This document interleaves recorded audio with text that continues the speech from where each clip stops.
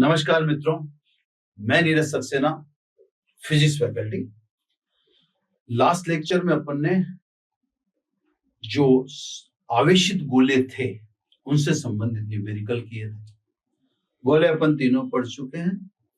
समान रूप से आवेशित खोखला गोला, आवेशित चालक गोला और समान रूप से आवेशित कुचालक गोला।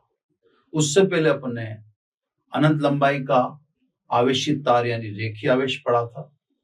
ये चार हम एप्लीकेशन गाउस के नियम के बाद कर चुके हैं। अब अगली एप्लीकेशन आएगी, यानी एप्लीकेशन नंबर 5 कहते हैं इसे अपन। ऑर्डर पे मत जाइए, आप तो जो हो रही है उन एप्लीकेशंस को देखिए। क्लियर? ऑर्डर तो अब चौथी है, पांचवी है, ये मेरे को भी ध्यान दे था, है ना? अब अपन ले रहे हैं अनंत विस्तार की आवेशित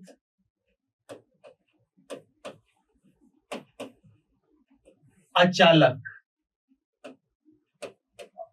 है ना? अचालक को आप परावैद्युत भी कह सकते हैं, है ना? परत के कारण विद्युत क्षेत्र। तो सब अब जिसके कारण हमें विद्युत क्षेत्र निकालना है वो सिस्टम मैंने लिख दिया। एंडलेस है, मतलब अनंत विस्तार है। परत को आप समान रूप से आवेशित लिखो तो ज्यादा बेटर रहेगा, है ना? अचालक परत है, उसको पराविद्युत भी कहते हैं, कुचालक भी कहते हैं, विद्युत रोधी भी कहते हैं। अचालक परत के कारण, ये परत नहीं लिखा मैंने, पर लिख दिया। परत के कारण विद्युत क्षेत्र, है ना? वही दो पार्ट इसके होते हैं, छोटे छोटे। पहला पार्ट आपको आवेशित परत के कारण विद्युत क्षेत्र की दिशा दिखाना है। दूसरे पार्ट में आपको विद्युत क्षेत्र की तीव्रता की गणना करनी है। ऐसा दोनों काम करने से पहले मैं आपके सामने सिचुएशन रख दूं कि आप जो आवेशित परत है उसके चित्र को दो तरह से मैनेज कर सकते हैं। देखो सर, है ना? जिसकी हम बात कर रहे हैं वह आवेश की एकल परत है, अनंत विस्तार की है। तो ये सब मैंने उसको इस बोर्ड के तल के लंबवत दिखा दिया। तो चित्र बनाने का एक तरीका तो ये है कि आप परत को बोर्ड के तल के लंबवत रख दें, कोई दिक्कत उसमें नहीं है ना? मतलब आपको जो कंफर्ट हो वो आप करें। दूसरा तरीका ये है कि अनंत विस्तार को तो हम बोर्ड पे ले नहीं पाएंगे, तो उसका एक पीस हम काट कर बोर्ड पे दिखा दें। ये जैसे मान लो ये मैंने अनंत विस्तार की आवेशित परत का एक पीस आपको दिखा दिया, है ना? तो सब मेरे कहने का मतलब है कि अपन एप्लीकेशन तो भी करना स्टार्ट कर रहे हैं, है ना? लेकिन आप बस ये ध्यान रखें कि जो फिगर है वो ऐसी भी बनाई जा सकती है, कोई दिक्कत नहीं, किसी प्रकार का कोई ऐतराज नहीं। और फिगर को आप ऐसे भी बना सकते हो, दोनों में किसी प्रकार की कोई दिक्कत नहीं है। अपन ज्यादा ये है कि विद्युत क्षेत्र की दिशा में भले ही मैं आपको दोनों दिखा दूं, लेकिन फिर विद्युत क्षेत्र की तीव्रता की गणना करूंगा तो फिर मुझे एक ही रखनी पड़ेगी। तो मैं आपका दर निकालने के लिए ऐसा करता हूं कि विद्युत क्षेत्र की तीव्रता, है ना, विद्युत क्षेत्र की तीव्रता की दिशा ज्ञात करने वाले दो चित्र बना देता हूं, है ना? फिर गणना करने वाला तो फिर मैं एक ही चित्र रहने दूंगा, है ना? तो सब पहला, गणना से पहले विद्युत क्षेत्र की दिशा, है ना? दो पार्ट का टॉपिक होता है। विद्युत क्षेत्र की दिशा में थ्योरी वगैरह लिखना कोई जरूरी नहीं है ना। तो एक चित्र तो मैंने ऐसे बना दिया। दिशा के लिए दो चित्र बना रहा हूं मैं, आपको ये बताने के लिए कि आप जैसा चाहें वैसा चित्र ले सकते हैं, है ना। लेकिन मूल काम जो अपना है विद्युत क्षेत्र की गणना, उसमें भी मैं दो चित्र नहीं लूंगा, है ना। उसमें एक चित्र से ही करूंगा, बस ये इससे समझा देता हूं आपको दिशा से, आप चाहें तो वो भी उससे करें। ये सब प्रेक्षण बिंदु P परत के समूह यानी सामने r दूरी पर है। यहां पर दिखाएंगे आप तो यहां पर सब कुछ सिंपल पड़ता है, कोई प्रॉब्लम नहीं, वहां भी बिल्कुल सिंपल दिख रहा है ना। परत आवेशित लेनी अकॉर्डिंग टू एप्लीकेशन। अनंत विस्तार है, अगर अनंत विस्तार को आपने आवेश दिया Q तो एकांक क्षेत्रफल में आवेश रह जाएगा 0, और एकांक क्षेत्रफल में आवेश 0 तो परत आवेशित नहीं है, और परत आवेशित नहीं तो फिर विद्युत क्षेत्र की तीव्रता की गणना क्यों करनी। तो डेफिनेटली परत तो आवेशित है, तभी आप विद्युत क्षेत्र की गणना करने जा रहे हैं। परत आवेशित है, आप आवेश दे नहीं सकते, तो फिर आप मान लो इकाई क्षेत्रफल में आवेश यानी पृष्ठ आवेश घनत्व सिग्मा कूलाम प्रति मीटर स्क्वायर है ना। तो ये आप अज्यूम कर लो, क्योंकि आप विद्युत क्षेत्र की तीव्रता की गणना करने जा रहे हो और ऑब्जेक्ट आवेशित नहीं है, तो फिर विद्युत क्षेत्र की तीव्रता की गणना पॉसिबल नहीं होगी, है ना। तो साहब हमने एक लाइन शुरू में लिख देनी है, माना परत के इकाई क्षेत्रफल पर आवेश अर्थात पृष्ठ आवेश घनत्व सिग्मा कूलाम प्रति मीटर स्क्वायर है। अब मेरी बात को समझना बच्चों, मैंने आपको पहले ही पढ़ा रखा है और मैं बार बार याद इसलिए दिलाता हूं कि बात पुख्ता होने लगे। एकांक क्षेत्रफल में आवेश यानी पृष्ठ आवेश घनत्व जब आप दर्शा रहे हो, सिग्मा डिनोट कर रहे हो, तो इसके दो मतलब हैं। पहला मतलब तो पृष्ठ या परत समान रूप से आवेशित है। अगर सरफेस समान रूप से आवेशित नहीं है, यूनिफॉर्मिटी नहीं है, तो आप सिग्मा का इस्तेमाल कर ही नहीं सकते। तो सिग्मा लिखते आप एक बात तो ये समझ लें कि परत समान रूप से आवेशित है। दूसरी बात ये समझ लें कि परत के इकाई क्षेत्रफल में आवेश सिग्मा है। क्लियर? अब सब विद्युत क्षेत्र की गणना करने के लिए परत पर बिंदुओं से समान दूरी पर समान क्षेत्रफल के अल्पांश ले लेते हैं। ये समान दूरी पर है, यानी ये भी L दूरी पर है तो ये वाला भी L दूरी पर। मैंने आपसे पिछले उसमें भी कहा था कि जब हम अल्पांश लेते होते हैं, या यूं कह दें जब हम दिशा ज्ञात कर रहे होते हैं, उस समय हम कैलकुलेटिव पार्ट को बीच में नहीं लाते हैं, कैलकुलेटिव पार्ट को इरेज करने की कोशिश करते हैं। वो कैलकुलेशन नहीं आनी चाहिए, टोटली उसको अवॉइड करते हैं, ऐसा बोल दो आप, है ना। तो अवॉइड करते हैं, सिमेट्री लेते हैं। अब मान लीजिए ये जो आपने अल्पांश ली जो समान क्षेत्रफल के, इसका क्षेत्रफल है ds, ये ds है ना। एकांक क्षेत्रफल में आवेश सिग्मा, तो ds क्षेत्रफल में आवेश कितना हो गया, sigma ds। Exactly same year, इधर भी वही है, सिग्मा ds सिग्मा ds। ठीक है सर। अब अगली बात ये रही कि किसी भी विस्तार पर जब आप अल्पांश लेते हो तो वह अल्पांश सदैव बिंदु आवेश की भांति व्यवहार करता है। लेते ही तब है, उस अल्पांश के लेने के पीछे पर्पज यही है कि हम उस बड़े विस्तार में भी बिंदु आवेश को ढूंढते हैं, आभासित करते हैं, कल्पना करते हैं, इसीलिए अल्पांश लेते हैं, वरना अल्पांश लेने का कोई औचित्य है ही नहीं। Clear sir? तो साहब ये अल्पांश बिंदु आवेश की भांति व्यवहार करता है। दिशा देखनी आपको P पर, तो P पर आप रख दीजिए +1। ये आपको मैंने बता चुका कि विद्युत क्षेत्र का आप न्यूमेरिकल करेंगे तो भी बड़ी एक्यूरेसी चाहिए, तो आप ऑब्जर्वेशन पॉइंट पर यानी बिंदु पर जहां पर आप विद्युत क्षेत्र ज्ञात करने जा रहे हैं वहां पर अब एकांक धनावेश रखें। दोनों अल्पांश बिंदु आवेश की भांति दोनों समान दूरी पर है, तो बिंदु P की दूरी भी अल्पांशों से समान होगी। सभी सिमेट्री होने के कारण हम जान सकते हैं ये प्लस प्लस को प्रतिकर्षित करेगा, ये प्लस भी प्लस को प्रतिकर्षित करेगा। दोनों के कारण विद्युत क्षेत्र के अलग होने का कोई कारण नहीं है, तो दोनों अल्पांशों के कारण सभी समानताओं को देखते हुए विद्युत क्षेत्र एक समान होगा।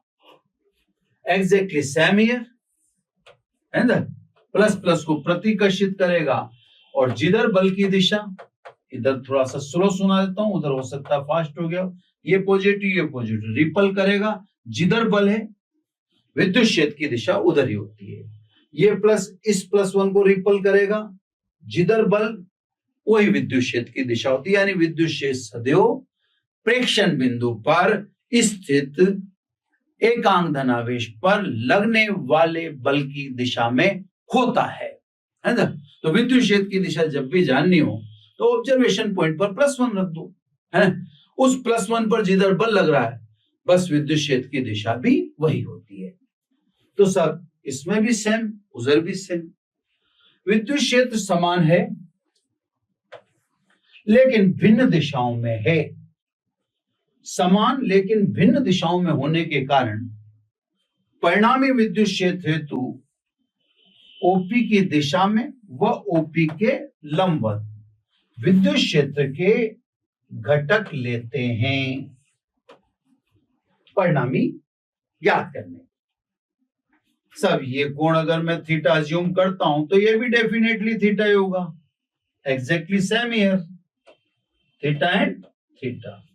चलिए, अब सब डी का ये घटक कोण की दिशा में डी cos थीटा और ये वाला घटक डी sin थीटा।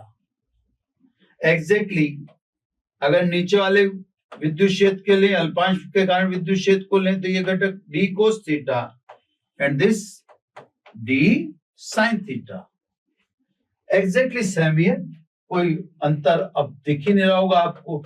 ये डी cos थीटा ऊपर वाले के कारण और ये डी cos थीटा नीचे वाले के कारण और ये डी sin थीटा वर्टिकल यानी ऊर्ध्व घटक हो गया।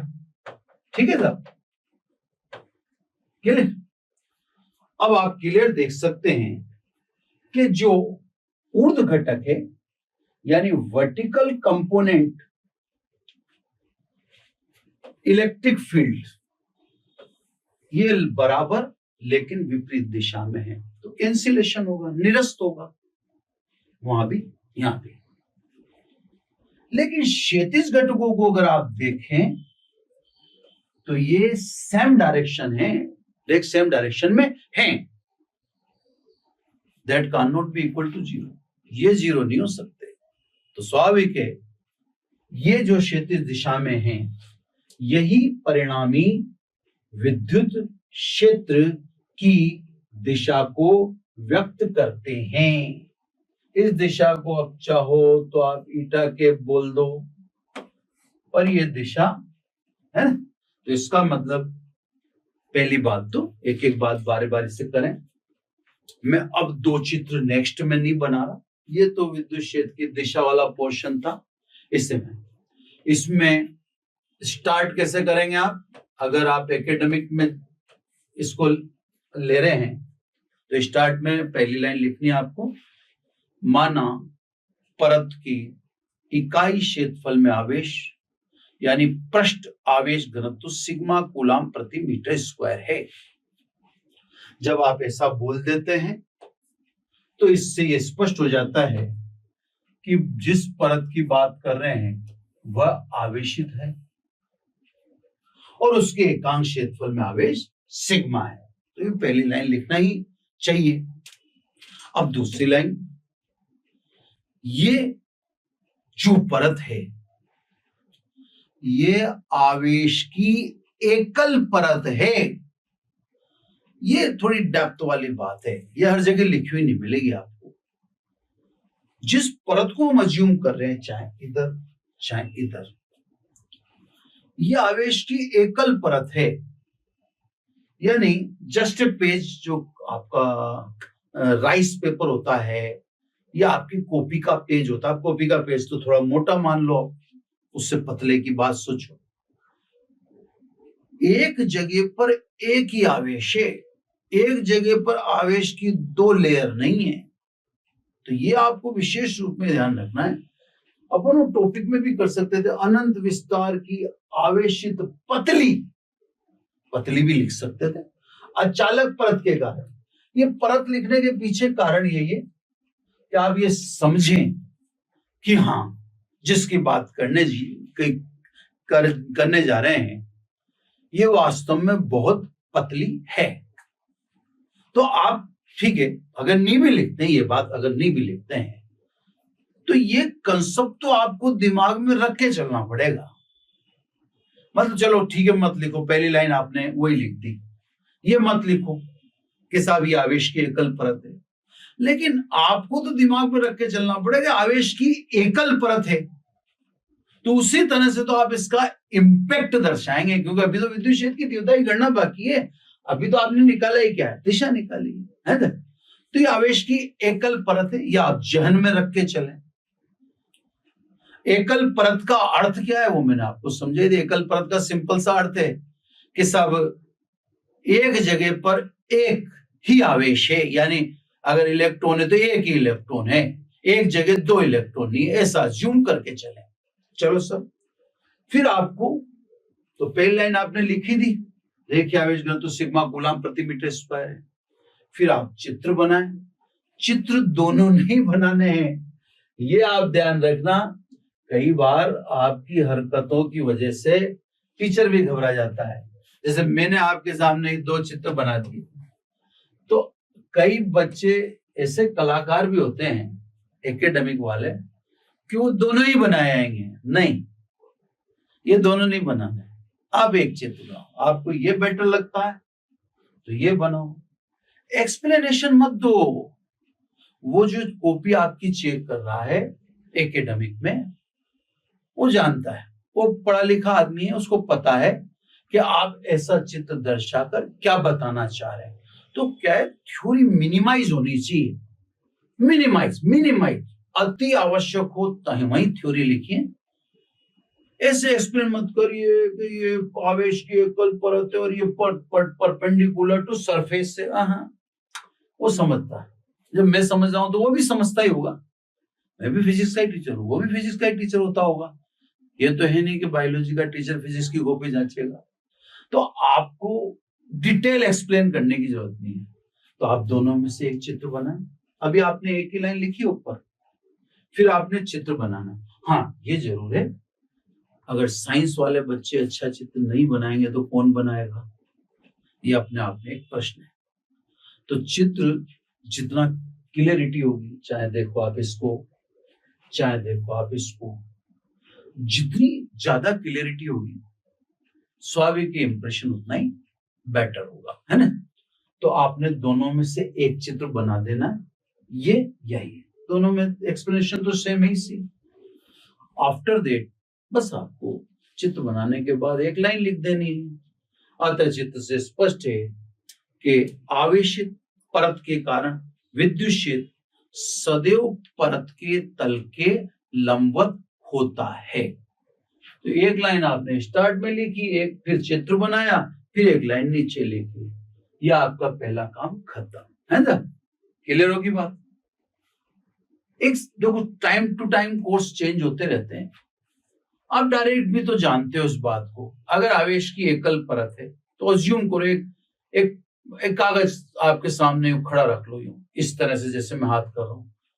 अनंत को तो आप हाथ में ले भी नहीं सकते, तो एक कागज का टुकड़ा ले लो, उसका पार्ट जैसे अपन ने बोर्ड पे बना रखा है। अब जब ये समान रूप से आवेशित है तो इसका इफेक्ट इधर और इधर समानित होगा, क्योंकि जो हाथ जिससे मैं परत को दर्शा रहा हूं वो आवेश की एकल परत है, सिंगल लेयर ऑफ चार्ज। जब आवेश की एकल परत है तो उसका इफेक्ट इधर और इधर दोनों तरफ सेम ही होना चाहिए। दोनों तरफ वो इफेक्ट अलग अलग हो, इसका तो कोई कारण ना आपको सूझेगा ना मुझे सूझेगा। तो प्रेक्षण बिंदु अभी मैंने इधर लिया है, इधर ले लेता तो क्या फर्क पड़ता? नथिंग, कोई फर्क पड़ने वाला नहीं था, क्योंकि जिसकी हम बात कर रहे हैं उसके लिए पहले ही मैंने आपके जहन में क्या बिठा दिया कि जिसकी हम बात कर रहे हैं वो आवेश की एकल परत है। आपको जंक्शन के लिए बता दूं, जस्ट एक कपड़े के लिए सोच लो आप, एक कपड़ा जैसे रुमाल ही सोच लो, इतना तो सोच ही सकते हो आप, तो जस्ट रुमाल सोच लो या आपके रजिस्टर का कागज सोच लो। रे ये बस थोड़ा सा मोटाई मत सोचो, मोटाई सोच लोगे तो लफड़ा हो जाएगा।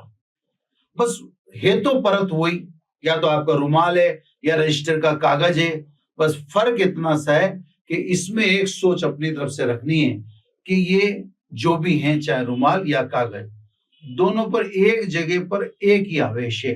अगर आप पॉजिटिव जूम करते हो तो ऐसा जूम कर लो, positive positive positive positive positive positive, एक एक जगह पे एक एक ही पॉजिटिव है, इतना सा जंक्शन एक्स्ट्रा का।